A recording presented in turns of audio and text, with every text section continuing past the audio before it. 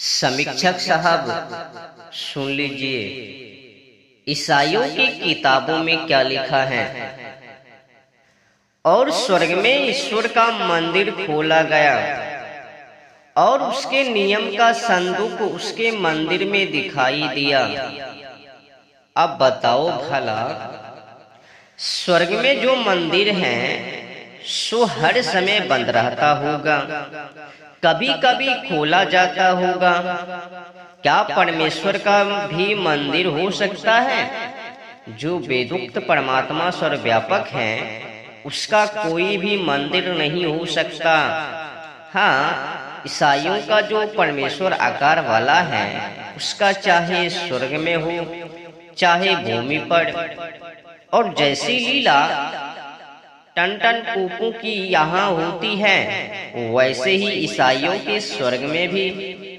और नियम का संदूक भी कभी कभी ईसाई लोग देखते होंगे, उससे ना जाने क्या प्रयोजन सिद्ध करते हैं। सच तो यह है कि ये सब बातें मनुष्य को भुलाने की है। अब देखिए,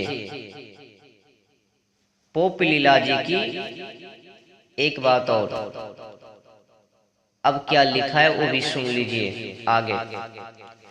एक बड़ा आश्चर्य स्वर्ग में दिखाई दिया, अर्थात एक स्त्री जो सूर्य पहने हैं और चांद उसके पांव तले हैं, और उसके सिर पर 12 तारों का मुकुट है, और वह गर्भवती होकर के चिल्लाती है, क्योंकि प्रसव की पीड़ उसे लगी है, और वह जन्मे को पीड़ित है।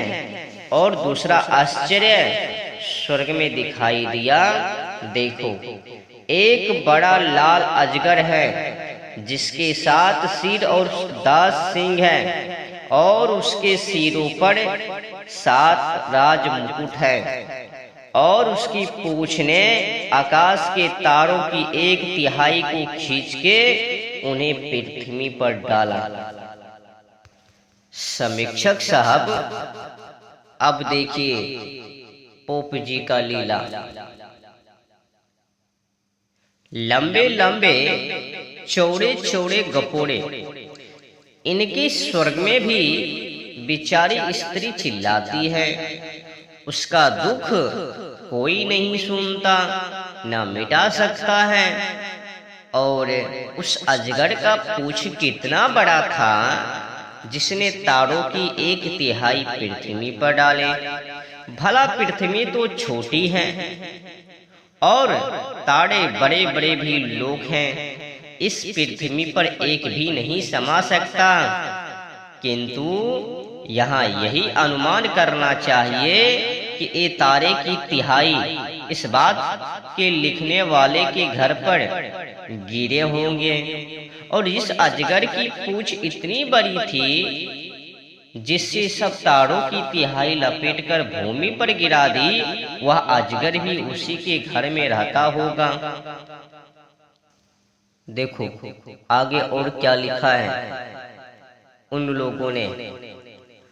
और स्वर्ग में युद्ध हुआ, मिखाएल और उसके दूत अजगर से लड़े, और अजगर उसके दूत से लड़े। अब देखो समीक्षक साहब, अब देखो लीला। जो कोई ईसाई के स्वर्ग में जाता होगा, वह भी लड़ाई में दुख पाता होगा।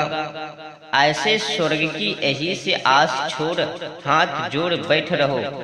जहाँ शांति भंग और उपद्रव मचा रहे, वह ईसाइयों के योग है।